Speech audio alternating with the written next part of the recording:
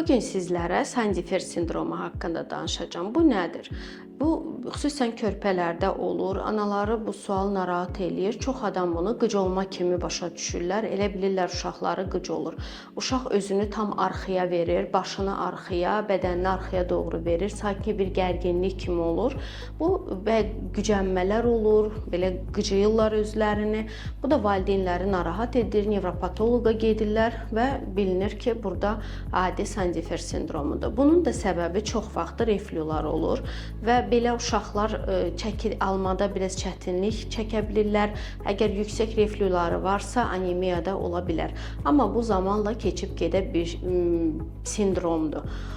Çox ağır hallarda reflü varsa, onu ancaq həkim qidanı normaya salaraq, tənzimləyərək, yəni bunun qarşısını ala bilir.